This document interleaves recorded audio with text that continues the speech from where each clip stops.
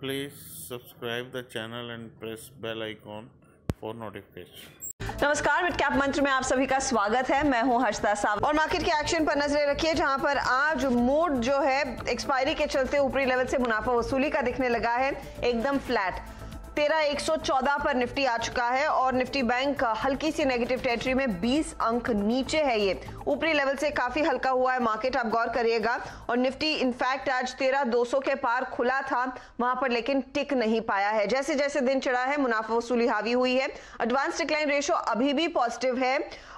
2.5:1 का रेशो, तेजी वाले सौदे ज्यादा है। मिड कैप इंडेक्स करीब 75 पॉइंट की बढ़त दिखा जरूर रहा है। आपके लिए हाइलाइट्स लेकर आते हैं इस मार्केट की। देखिए, नए रिकॉर्ड छूने के बाद ऊपरी लेवल से थोड़ा सा हल्का हुआ है मार्केट।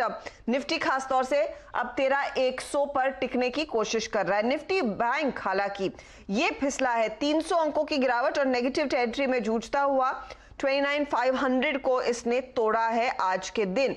वहीं आप ध्यान दीजिए, आज सरकारी बैंकों का बोलबाला है। ये इंडेक्स 5% ऊपर है। मेटल, ऑटो शेयरों में खरीदारी देखने को मिली है। और अगर आप मिड कैप में एक सेक्टर चुनने जाएं तो केमिकल्स आउट परफॉर्मर के तौर पर साबित होगा, जहां पर कई स्टॉक्स हैं जिसमें तेजी देखने को मिल रही है। तो ये फिलहाल आपके लिए इस समय एक पूरा अपडेट आता हुआ। इस बीच ब्लू स्टार की ओर से एक डेवलपमेंट आ रही है कि ब्लू स्टार वैक्सीन स्टोरेज के लिए खास पहल कर रहा है। वो मैं आपको डिटेल बता दूं। ये इनफैक्ट अभी कुछ ही देर पहले खबर आई है कि ब्लू स्टार दरअसल वैक्सीन स्टोरेज के काम में उतरने वाला है। और यूनिट इनफैक्ट इन्हें स्टोरेज यूनिट्स के ऑर्डर्स मिलने लगे हैं और 200 करोड़ बिक्री ओवरऑल इस पर्टिकुलर डिमांड से बढ़ती हुई दिखाई दे सकती है। तो 5% भाग गया ये स्टॉक। अच्छी तेजी इसमें देखने को मिली है और यहां पर हम देख रहे हैं एक स्पाइक आया है इस खबर के चलते। तो देखिए, वैक्सीन आने वाली है, अब उसके लिए लॉजिस्टिक कंपनियां काम करती हुई दिखाई देगी, लेकिन इवेंचुअली जब ये डॉक्टर्स के पास पहुंचेगा, अस्पतालों में पहुंचेगा, उसकी स्टोरेज खास तौर से की जाएगी और ब्लू स्टार वो डिमांड देखने लगे हैं। तो 200 करोड़ का बिजनेस रफली इसी सेगमेंट से वो कर सकते हैं, ये कंपनी की ओर से बयान आया है। चलिए गावा साहब को जोड़ लेते हैं। गावा साहब, इंडेक्स पर मैं कॉल लूंगी, लेकिन इस समय top of the mind trade तो ब्लू स्टार ही दिख रहा है इस खबर के चलते। ब्लू स्टार क्या इन लेवल्स पर 6% जो भागा है पिछले कुछ मिनटों में 800 के ऊपर नई खरीदारी करें? वीडियो में आगे बढ़ने से पहले डिस्क्रिप्शन बॉक्स में जो लिंक दिया गया है वहां पे क्लिक करके इंडिया के नंबर 1 ब्रोकरेज हाउस जीरोडा के साथ जुड़िए, जहां पे आपका ब्रोकरेज 0 लगेगा और अगर लगेगा तो वो भी सिर्फ 20 रुपये इंटरडे ट्रेडिंग के लिए लेना चाहिए। मुझे हायर टाइम फ्रेम चार्ट अच्छा लगता है, बहुत ही स्ट्रॉन्ग सपोर्ट जोन 760 का है। सही बताया आपने कि ब्लू स्टार है, मुझे लगता है 1000 की तरफ जाएगा, मैटर ऑफ टाइम। जितना ज्यादा वक्त देंगे उतना अच्छा है। ब्लू स्टार अच्छा लगता है। जब ब्लू स्टार के देख रहे हैं तो मेरे ख्याल में मैंने वोल्टास की चार्ट देख रहा था तो मुझे लगता है मैंने मिस हो गया, लेकिन काफी हद से 450 से जो मुंह मिला था बहुत बढ़िया आपको मिला था। तो मेरे ख्याल से yes, you are right, blue star बहुत बढ़िया स्टॉक। यहाँ पर एक बहुत तगड़ा मौका और आप कह भी रहे हैं यहाँ से तेजी देखने को मिलेगी। देखिए, खबर आई थी स्टॉक 815 के आसपास था, अब 830 पर आ चुका है। 56 रुपए की बढ़त ये फिलहाल आपके सामने ब्लू स्टार एक्सेल करता हुआ इस समय साफ देखने को मिला है। तो ये दरअसल कंपनी के मैनेजमेंट की ओर से बयान आ रहा है कि कोविड वैक्सीन स्टोरेज यूनिट के ऑर्डर इनके हाथ लग रहे हैं और इससे जो डिमांड है उससे बिक्री में ओवरऑल 200 करोड़ तक का इजाफा देखने को मिलेगा। जैन से मार्च तक स्टोरेज यूनिट्स के ऑर्डर मिल सकते हैं, तो उम्मीद भी है और ऑफ कोर्स इंक्लिनेशन भी है फिर उस लिहाज से कंपनी को इन ऑर्डर्स को डिलीवर करने के लिए। तो ये फिलहाल आपके लिए ब्लू स्टार का स्टॉक। अच्छा गावा साहब, इंडेक्स का ट्रेड बताइए, इस समय क्या लिया जाए? एक तो एक्सपायरी है, उसके ऊपर हाई को छूने के बाद थोड़ा सा हल्का हुआ है। मेरे ख्याल से इंडेक्स में, निफ्टी में और बैंक निफ्टी में ट्रेड नहीं होना चाहिए आज, क्योंकि गैप अप ओपन था निफ्टी में। वो गैप अप ओपन ने एक्चुअली मामला बिगाड़ दिया। अगर लोअर लेवल साइड जहां कल बंद हुआ वहीं पर भी खुल जाता तो मामला अच्छा था, वो बिगाड़ दिया। अब यहाँ पर ट्रेड नहीं बनता। मेरा रुझान तो लॉन्ग का है, लेकिन उसके लिए जगह वो अच्छी होनी चाहिए खरीदने के लिए। फिलहाल वो नजर नहीं आई, तो मैं स्किप कर लूंगा निफ्टी का। और रही बात निफ्टी बैंक का, मुझे लगता है यहाँ पर भी स्किप करना चाहिए। क्योंकि वो जगह होती है खरीदने की। सेटअप बाय के लिए नहीं है, सेल मैं करूंगा नहीं। तो देखिए खरीदना नहीं है, माहौल ऐसा नहीं बन रहा है कि तेजी करे, और गावा साहब कह रहे हैं शॉर्ट करने का कोई फायदा नहीं क्योंकि शॉर्ट्स कवर हो सकते हैं। लेकिन इंडेक्स जो है वो इस समय फ्लैट हो चुका है, ना यहाँ ना वहां, लेकिन ऊपरी लेवल से कूल ऑफ जरूर देखने को मिला है। अच्छा गावा साहब, स्टॉक्स कौन से आपने शॉर्टलिस्ट किए? एक तो ब्लू स्टार पर आपने एक बहुत तगड़ा बाय कॉल दिया 9% ऊपर, क्या आप अपने उस टारगेट को रिवाइज करना चाहेंगे? और साथ ही क्या आपने शॉर्टलिस्ट किया इस समय नया ट्रेड? मुझे लगता है ब्लू स्टार का जब पहला टारगेट रहेगा 900, लेकिन वहां पर रुकेगा नहीं, थोड़ा और वक्त दीजिए, 15 दिन 20 दिन 1 महीना दे दीजिए। जब अनाउंसमेंट आ जाएगा वैक्सीन का, उसके बाद देखेंगे ब्लू स्टार दौड़ेगा और करीब 1000 का जोन भी दिखेगा, क्योंकि स्ट्रक्चर बढ़िया है। मुझे strong support zone blue star में 760 में लग रहे हैं, तो बाय एंड होल्ड स्टॉक है ब्लू स्टार। 1-2 दिन के लिए ध्यान नहीं देना चाहिए, जब अच्छा मुनाफा दिखता है तो। मेरे 2 स्टॉक्स अच्छे लगते हैं मुझे, जैसे आपने बताया HCL टेक है, यहाँ पर एक अपमूव ऑन है, ये शायद कल अपमूव शुरू हुआ है, तो 1-2 दिन कंटिन्यू होगा। टारगेट ऑन द अपसाइड कुछ 875 का HCL टेक, स्टॉप होगा 846 का, बाय HCL टेक। दूसरा स्टॉक जो अच्छा लगता है वो है HDFC लाइफ। 5 दिन की गिरावट देखिए और आज का मूव काफी हद तक सराहनीय है। मुझे लगता है कि यहाँ पर एक अपमूव मिलना चाहिए, एक रिवर्सल पैटर्न है। अगर यहीं पर भी क्लोज हो जाता है आज, समझो कल से तो ऊपर जाएगा। तो मुझे HDFC लाइफ का जो टारगेट है करीब 675, 680, 690 नजर आता है आते दिनों में। स्टॉप होगा 630 का HDFC लाइफ।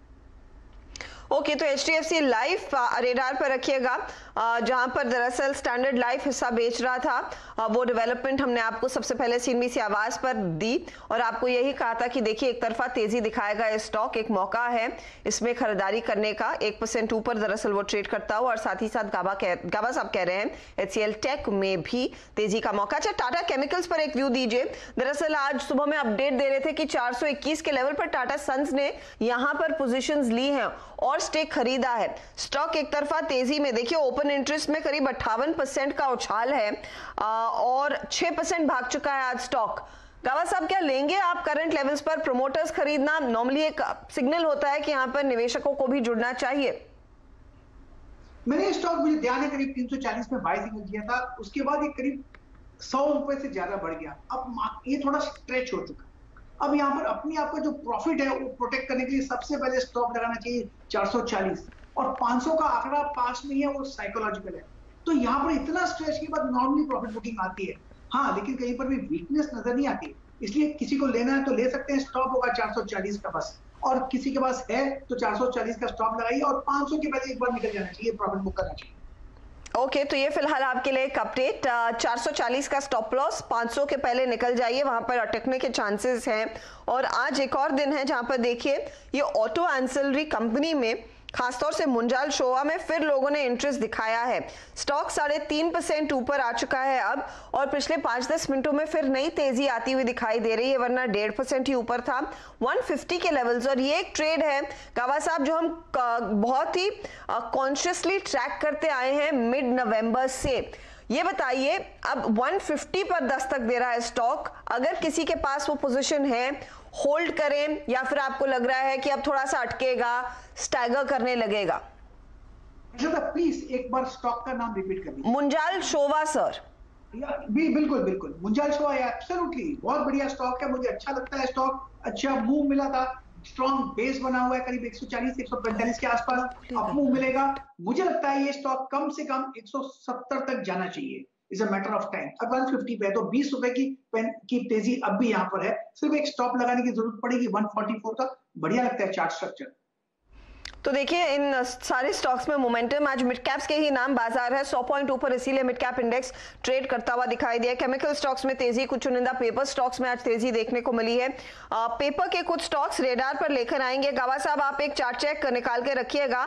स्टार पेपर जो 100 पर जाने की कोशिश कर रहा है। इस बीच आपको बताते हैं कि आज सुबह में जो एक्सक्लूसिव कॉन्वर्सेशन हमने मारुति के मैनेजमेंट के साथ की, उन्होंने कहा है कि नवंबर में जो मारुति की सेल्स के आंकड़े आए वो उम्मीद से काफी बेहतर रहे। खासकर रिटेल बिक्री में खासी बढ़ोतरी देखने को मिली है, जिससे इन्वेंट्री घटकर अब 1,10,000 यूनिट्स पर आ गई है। कंपनी के एग्जीक्यूटिव डायरेक्टर शशांक श्रीवास्तव का कहना है कि दिसंबर में भी बिक्री अच्छी रहेगी। मुझे स्टार पेपर अच्छा लगता है, 85-90 जोन पर बहुत बढ़िया बेस बना हुआ है। मूव मुझे लगता है कि खत्म हुआ नवंबर को।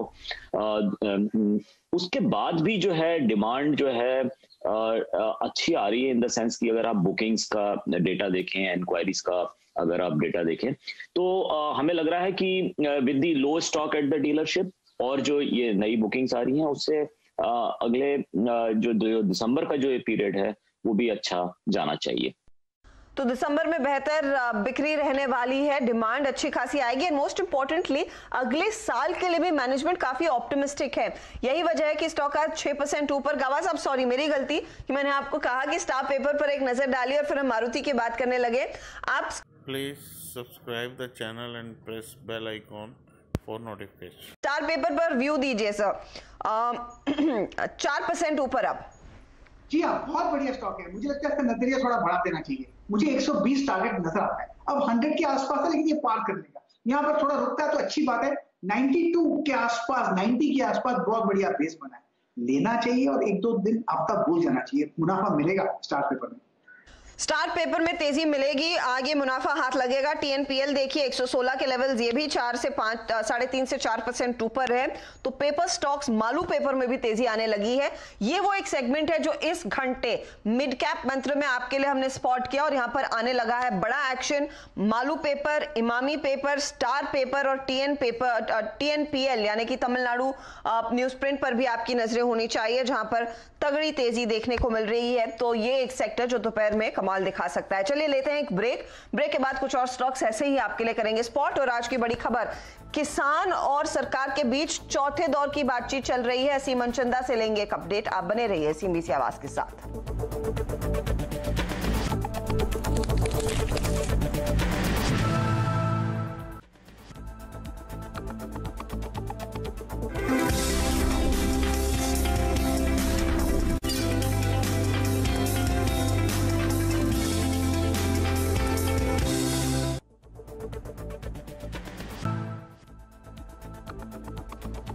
आप देख रहे हैं मिड कैप मंत्र। अब हमने आपके लिए स्पॉट किया एक सेक्टर पेपर से जुड़ा हुआ, जहां पर चौतरफा तेजी देखने को मिली। लेकिन आज की बड़ी खबर की बात करते हैं, किसान और सरकार के बीच आज चौथे दौर की बातचीत चल रही है। बैठक में 32 किसान संगठन के नेता भी शामिल हैं।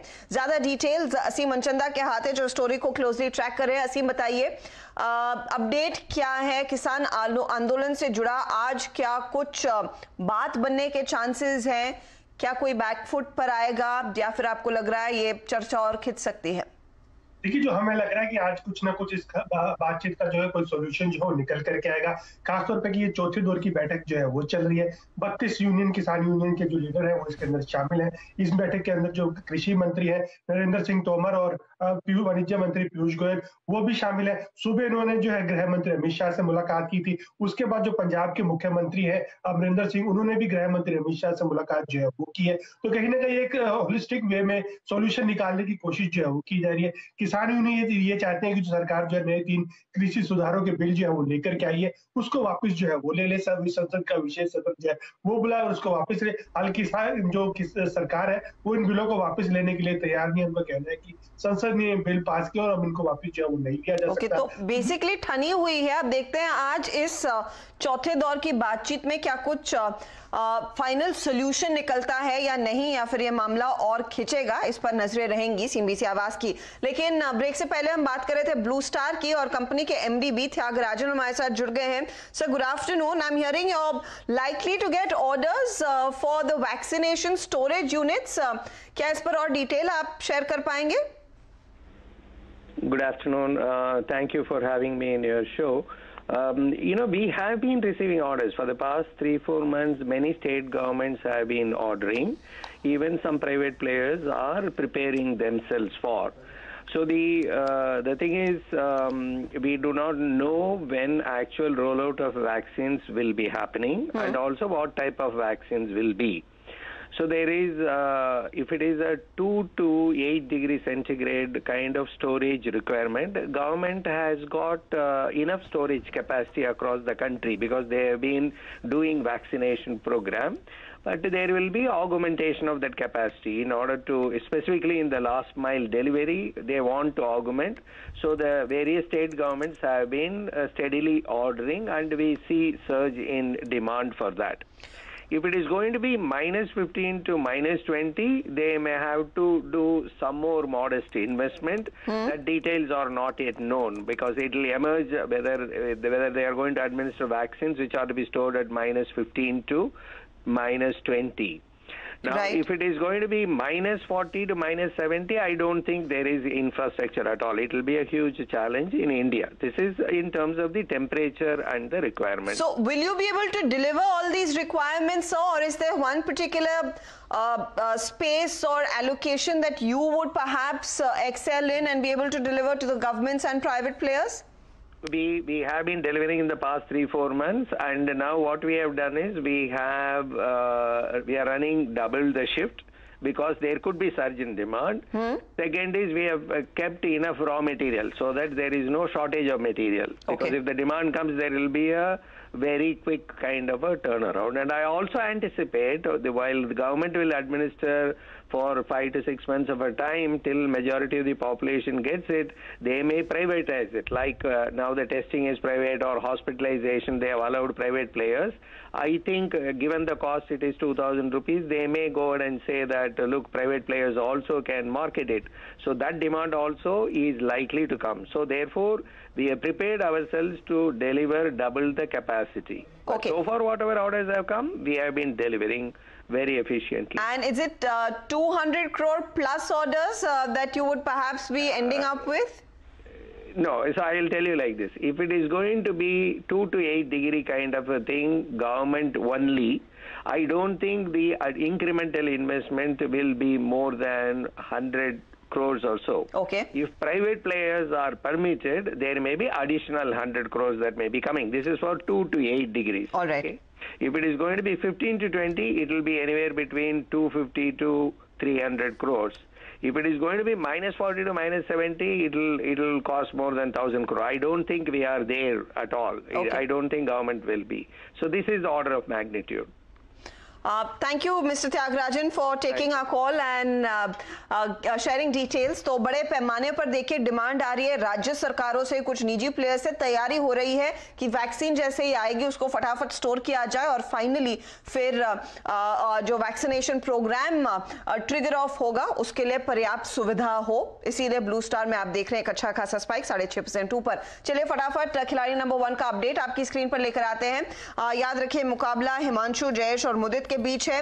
नए ट्रेड्स आ रहे हैं हमारे जानकारों की ओर से, तो पहले नए ट्रेड्स दिखाइएगा डायरेक्टर साहब। देखें तो क्या जोड़ा है आज हमारे जानकारों ने, तो डी लिंक में प्रॉफिट बुक कर रहे हैं हिमांशु गुप्ता। नया ट्रेड इनका जो आया है वो आपकी स्क्रीन पर भी लेकर आएंगे और वो दरअसल है सद्भाव इंजीनियरिंग में। बाय साइड की स्ट्रैटेजी 68 का टारगेट, स्टॉप लॉस आप 53 पर लगाइए। अब आते हैं जयेश के ट्रेड पर।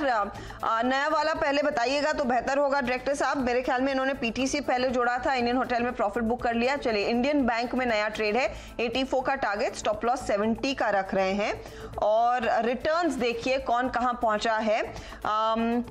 रिटर्न के मामले में हिमांशु वैसे लीड कर रहे थे, अब 34% के रिटर्न्स हो चुके हैं इनके और टाई लगभग हो रहा है मुदित और जयेश भानुशाली के बीच। 22% के रिटर्न्स इन्होंने अपने नाम कर लिए हैं। तो ये है फिलहाल अब तक की स्थिति। चलिए इसी के साथ आज लेंगे आपसे इजाजत। 13,138 के लेवल्स पर इस समय आ चुका है निफ्टी बैंक हल्का सा डिप दिखाने के बाद 55.2 पर आता हुआ पॉजिटिव टेरिटरी में इंडेक्स को छोड़ जाएंगे और 100.2 पर मिड कैप इंडेक्स है।